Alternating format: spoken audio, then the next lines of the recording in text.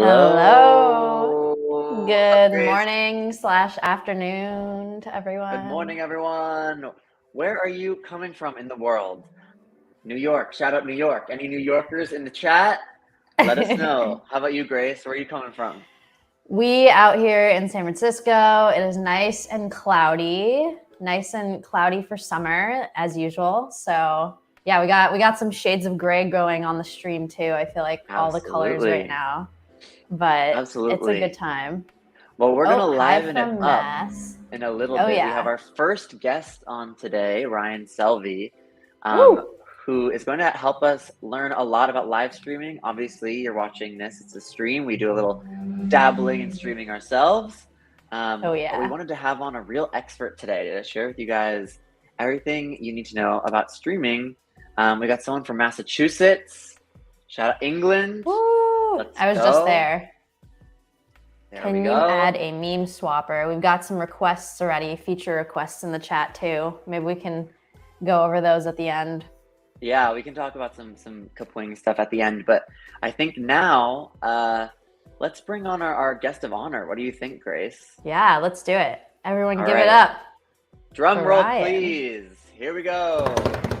Woo. Woo. What's up, Good morning, good afternoon, as you were saying. Yeah. How's it going? Hello. Thank you for having me on. Hi, everybody. Hi. Ryan, where are you coming from in the world? It's a place called Brooklyn, New York. Next to, I think I've heard of that. City. Yeah. Yeah. Ryan and I actually are neighbors, but he's more than that. He's also a streaming guru, you could say. So Ryan, why don't you tell us a little about yourself, what you do, and your history with streaming? Yeah, sure. Well, hi, everybody. My name is Ryan Selvy. I'm a creative live streamer. I do motion graphics, graphic design, and illustration while I stream normally. I also do a variety of streams with different guests and specials. I have worked with various brands, including Adobe, to create online experiences for different broadcasts. I've done charity events. And over the last 4 or 5 years, I've really gotten into just this whole new sector of the internet. It's kind of been something that's slowly been growing, but I got my feet wet about 5 years ago with it. And yeah, I just love seeing how it continues to evolve and more services are offering more live streaming. And I think it's really great for creators. And I think that anyone can do it, even though it's intimidating. And I think that it's something that we'll see more and more of in the future. Sick. Yeah, Ryan is not just a little, hop on a stream and have it be low key. Ryan actually is the real deal.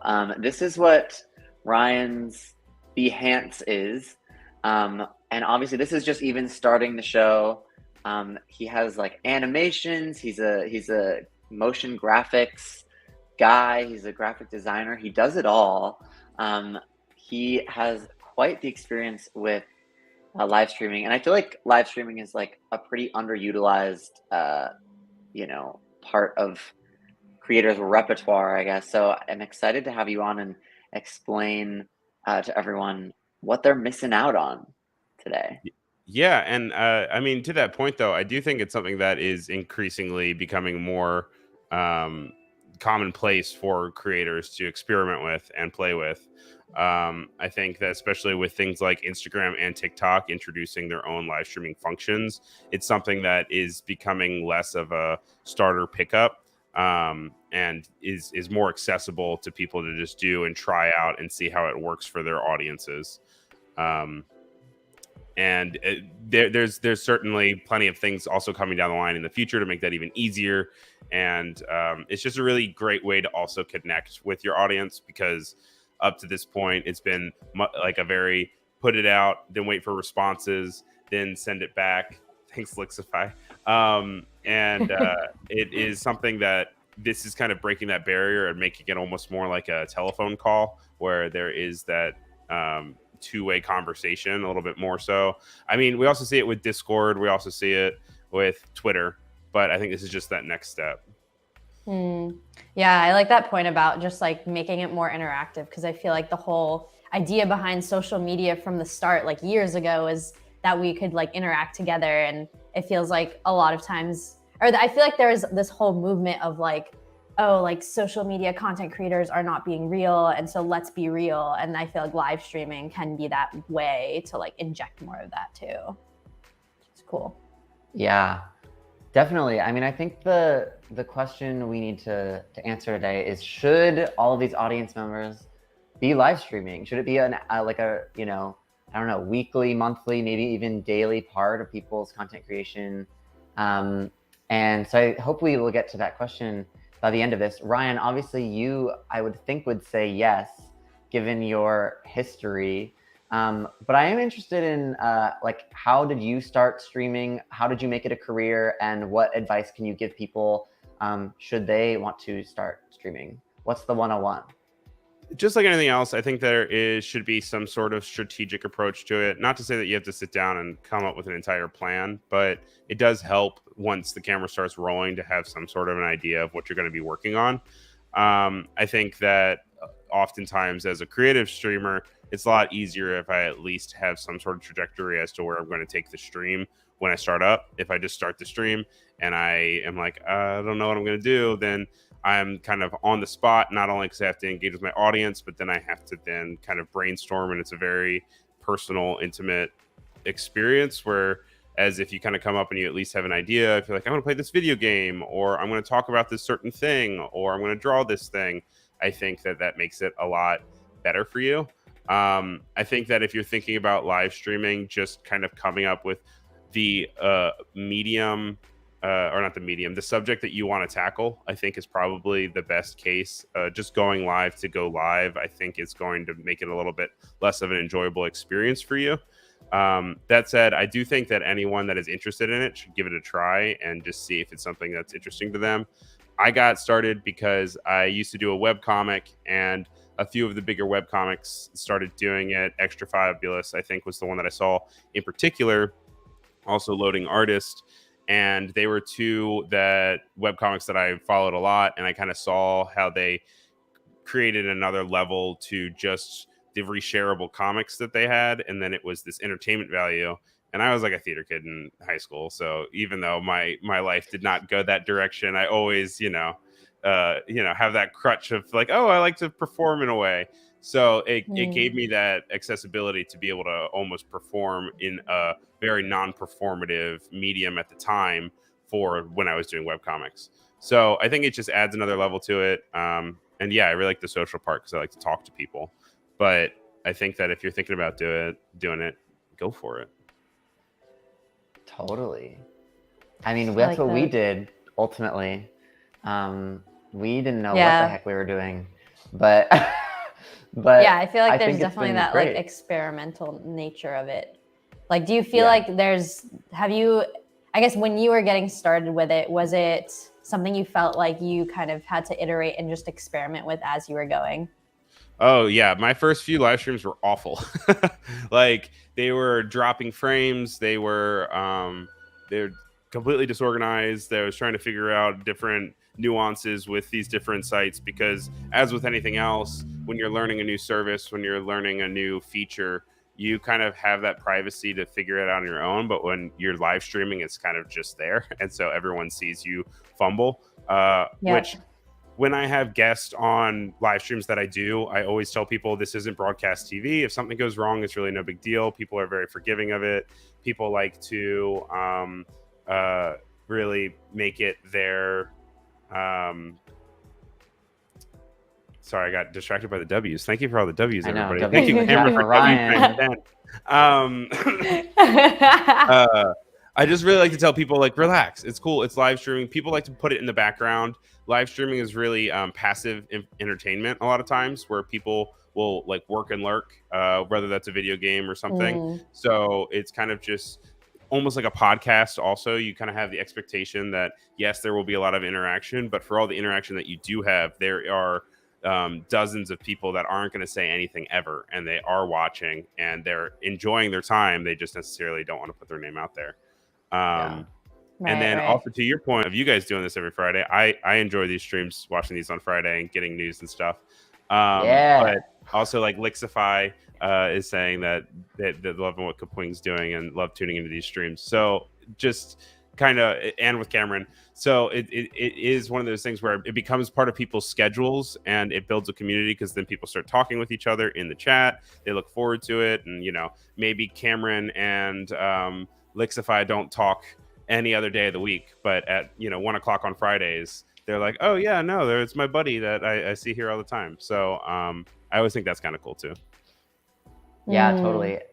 I mean, I think like the in my opinion, the greatest part of live streaming is definitely the like human interaction in real time, getting to these like sort of feedback systems where we're able to like chat with, you know, Kapwing users or, you know, to anyone who happens to find their way on our show, which we can't always do like on a regular recorded YouTube video, right? Like it's definitely like a community building like feature of content, I guess.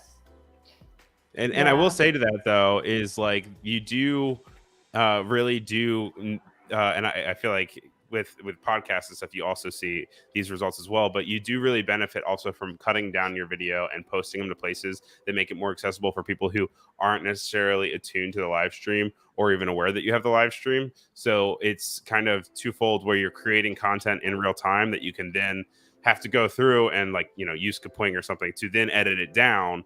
But it is kind of giving an extra step of like, when you're making video content in the past, you'd have to film it and put all that time and no one sees anything and you're not making any progress until you post it. Whereas when you're live streaming, you're doing that in real time and people can live stream and see it, but then you can edit it and you can even get more people to see it, or you can even follow up with people that already saw it and see the edit. You know, you can have it so if someone misses the stream, they don't feel like they missed the whole thing. And yeah, I think that it's kind of twofold. It's helpful because it gives double the content. It does take time to edit it down, but it can be really beneficial to you. Yeah, I mean, it doesn't take too long if you use Kapwing. Just saying, link in the description. It's a great place to repurpose your content. So, but yeah, no, it's really true. I mean, I found that, you know, it's different. I had a podcast and still do, but and we found a lot of success repurposing content for TikTok, like turning something long form into a clip for short form can be really impactful for sending people to like ultimately the real thing that you want them to watch. Which, yeah, is exactly what you're saying, Ryan, I believe. Yeah. And it's just kind of something where I know, as all video editors here, I'm sure people are editing videos, you know that it takes time. And just like live streaming, when you're going into it, it makes such a difference to kind of make a point as to what you want the edit to look like, because obviously with Instagram and TikTok, you need to make it short. You're not going to edit the whole video. You could edit the whole video and put it on YouTube. But there's also a lot to be gained by being like, oh, there was that really cool thing that I can get down to a 15-second edit. And that's going to be really beneficial to you when you're going in and editing it. If you like, you just focus on one thing, and then you can then go and repost it all around the internet. Yeah. So. Yeah. Sure. I mean, yeah. What's the news, Ryan? What's going on in the streamer world that people should know if they're interested in getting in?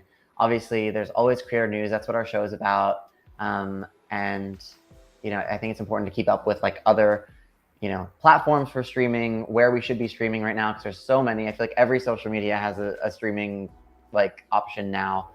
What's your opinions on that? And yeah. Yeah, sure. There's actually a lot that has been going on the last like week or two. TwitchCon came back for the first time since 2019. They canceled it because of COVID, but now they've kind of like gotten back into being able to have announcements and getting everyone together, which is obviously a big thing because community.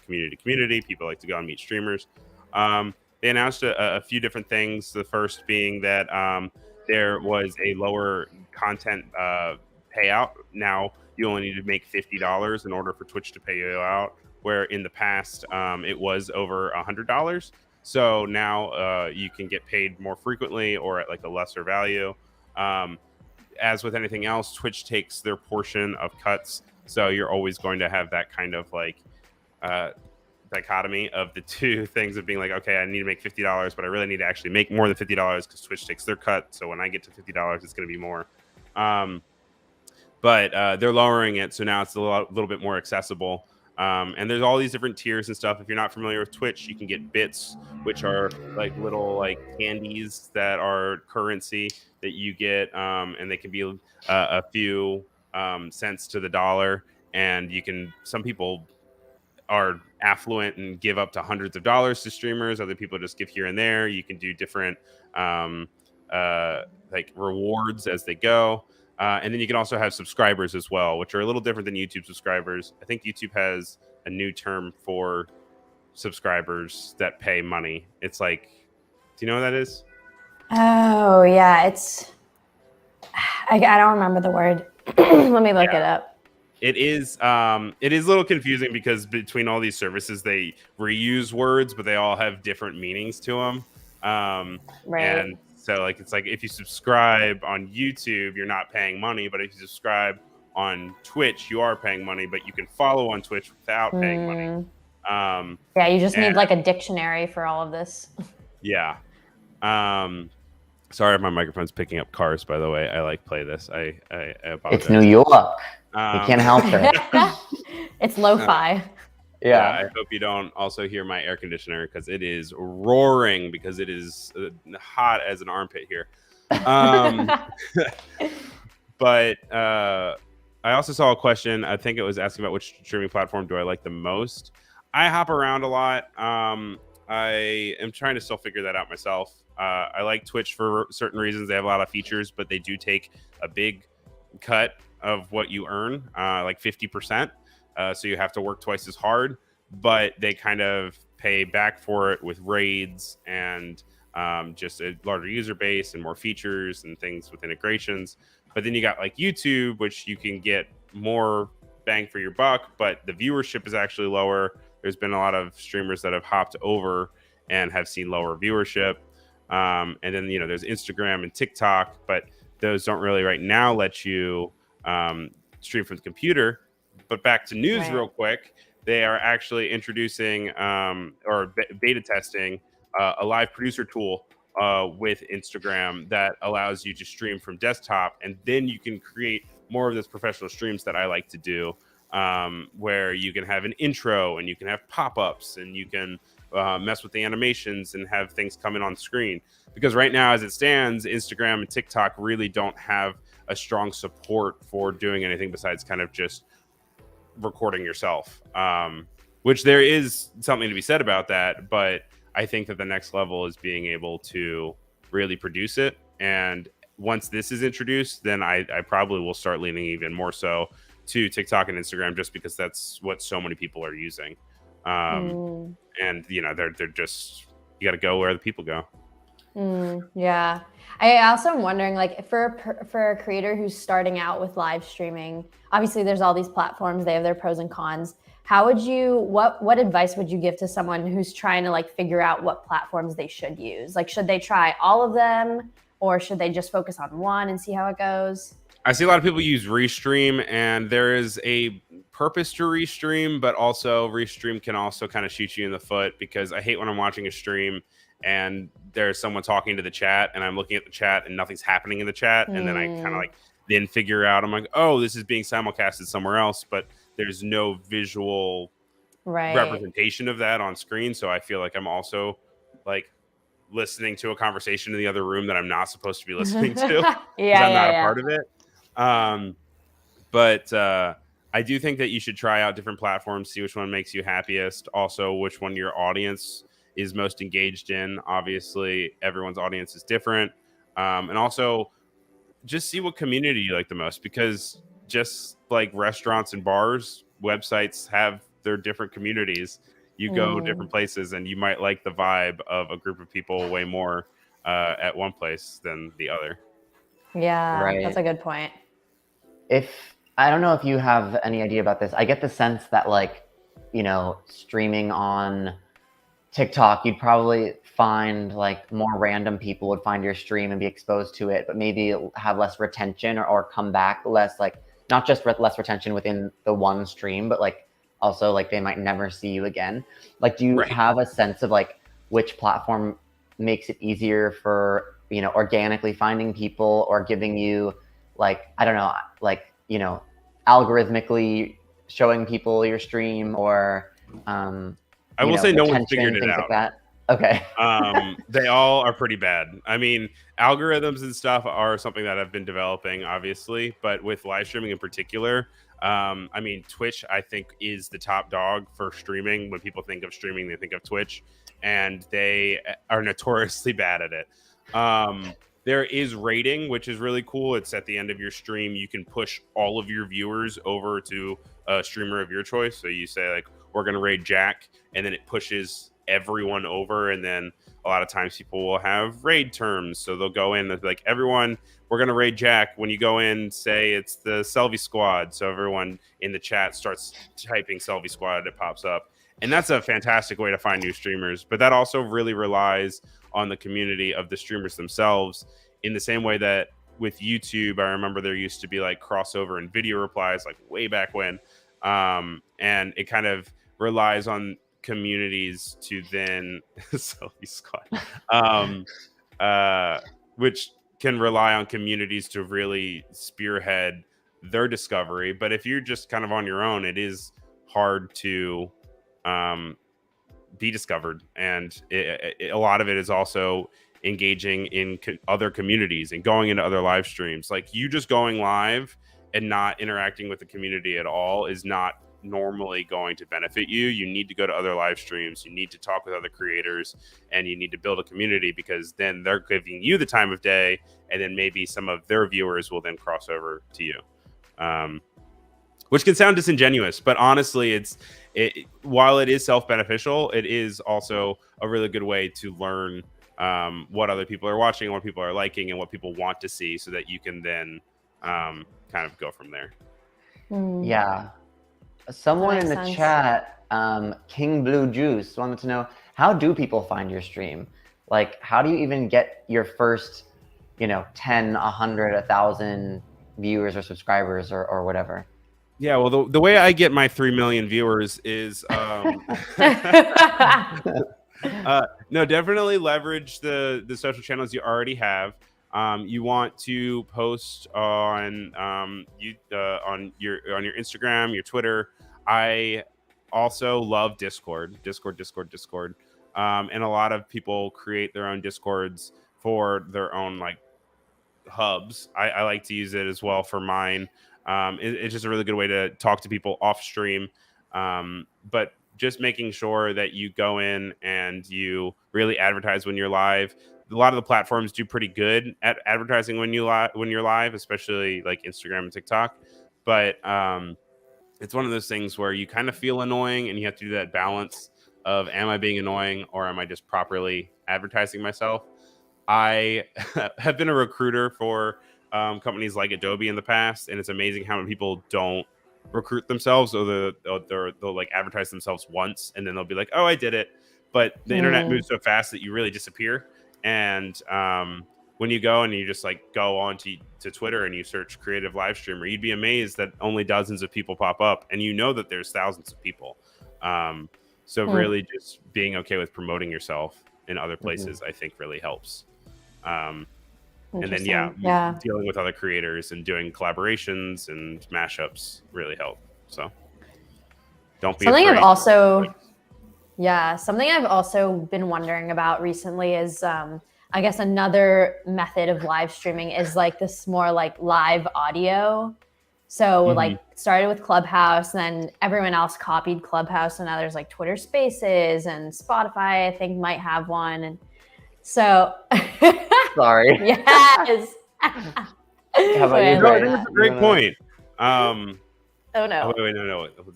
Oh no. We got to do Wait. Other way.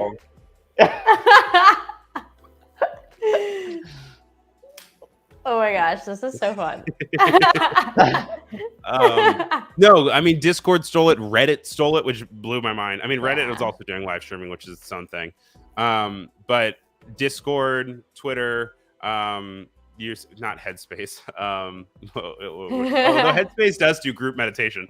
Oh wow, interesting. Clubhouse. That was also a thing where like it gained prominence in lockdown because we were all missing it, and then people were like over Clubhouse, and I haven't really heard anything about Clubhouse, but I do see Yeah. Twitter Spaces a lot more now, and I do Yeah. hop into them every now and then.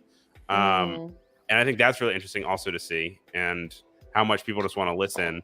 And that also goes back to passive entertainment. So much of it is like, I want to put you on in the background and not, I don't want to look at you. I don't care what you're doing on screen. I'm just listening. But I do think that those need chat integration. Discord has it, but Twitter and Clubhouse all don't have it, because then I can't interact with you unless I request to talk, and maybe I don't want to talk. I don't want everyone to hear my voice. Yeah, I definitely feel like when I did use those platforms, it was like cool to see it happen. It was live.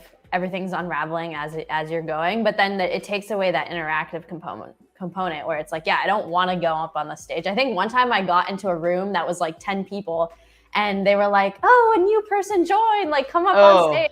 Like, no. I like exited out. And it was like, it's like there's no in between. Like, so I definitely think it's something to keep attention to, but maybe there's some more development that needs to go on first. I also know Discord recently announced or implemented text chat to voice chat. So in the past, you would have to join a voice channel, then you'd have to go to another channel and then do a text chat, and then hopefully people would figure it out.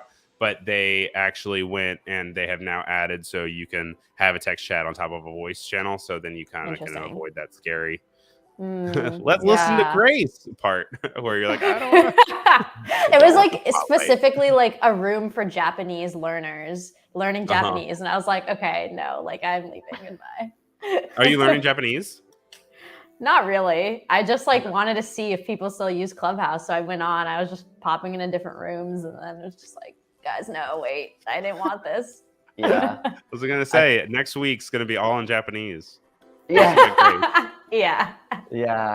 I feel like Clubhouse fell apart because it was like, I feel like way too strictly like business related. Like it was all about like networking and business, and like almost like a, like people were putting on like summits, almost like, like sessions where people would come and like learn something, where it's like, that was cool for a second when like we couldn't go to in-person things, but like more so, I think more importantly, and like Ryan, I think you're really good about this, is like putting in like being personality first and personable, rather than like trying to necessarily like network and have it be like a tool. It's more of like somewhere to hang out. Right. Which I think there can be both. I think that you can marry the two, but I think that one does not do well without the other. Because people do want to have some sort of gratification from spending their time somewhere, especially if it's not instant gratification like a 10-second video, because they're committing their time. Unknown users saying, wish I had the internet for it, which unfortunately is one of the things. If you don't have a super fast internet, especially if you're not plugged in. I'm plugged in right now, so that helps me not lose frames. But even if you're just on Wi-Fi, sometimes you'll lose a signal, and people get real frustrated if your stream goes down a lot. So that is something to also consider if you're thinking about doing it. Well, that's maybe also a good way to start with like the mobile streaming, where it's like you probably can use LTE or whatever, even if you don't have Wi-Fi. But if you got that big data plan. Yeah, true. You have to have big data plan. Coming from someone in SF too, like I don't know, I don't know about that. Yeah, very true. Yeah, Jack, I said SF. That was awesome, Ryan. That was sick. I told him that no one says San Fran, apparently. Yeah, no one says that. I say San Fran. Well, lastly, Ryan, I know you're a huge proponent of streaming. Obviously, you think more people should get into it. More people should at least try it. And obviously, it's like a growing, business. But what do you think the future of streaming looks like to you? What are you foreseeing in 1, 3, 5, 10 years? What do you think this like creative opportunity and infrastructure will look like? Yeah, I mean, it's really easy to forget, but if you think like 10 years ago, the idea of stories was unique to Snapchat, which is kind of wild. And so I think that once again, especially with lockdown, it's been 2 years, but I think that this presence of live streaming is only becoming more ubiquitous on all the services. I think that some will perform better than others, and some will really have it be the center stage of a feature for their platform more so than others. But I do think that with Instagram's pivot to really focusing on reels and making all videos reels, there is this want and need for not just static entertainment, but live video and things that are moving and engaging. And so I think with Be Real too, there's also this want to have this really intimate relationship with people online. And I think that it'll only continue to become more and more live. And I don't necessarily think that's we're going to be live streaming our entire days, but I do think it's going to be way more commonplace that when you follow creators, you're going to just see more live stream things and more live content, more so than this, like, I took this, carousel of pictures on Instagram for my Instagram to post. Whereas now, you want to have that connection with a live stream experience. That said, I have a little echo show right here, and while I was saying that, it was talking about how Snapchat just kind of came out with they were disappointed with their earnings, but they still in the last quarter or something made some $1.1 billion, which is you don't think of Snapchat making that much money, but Snapchat is still very much a thing, and all these services are really fighting for the limelight and fighting for your attention. And I think that that's only going to become more and more pertinent as they introduce more services with live streaming, and they just continue to throw things and see what sticks. Yeah. Cool. Well, Wow. Also, hey, Indentured Rebel, I remember you from the last stream. Welcome back. We're about to close off, but you'll have to watch W's in the chat for Ryan. Let's give one last round of W's in the chat. #Selvy Squad. Ryan, where can people find more of you? Because I feel like you've gotten quite a few fans in this chat that would love to figure out how to connect with you. Well, definitely follow me over on Twitter. I'm pretty much everywhere. This is Ryan Selvy. You can also find me on Instagram. It's Ryan Selvy, behance.net, Ryan Selvy, youtube.com/Ryan Selvy. When in doubt, on a service that you use, just check out Ryan Selvy, and most likely I'm already there. Nice.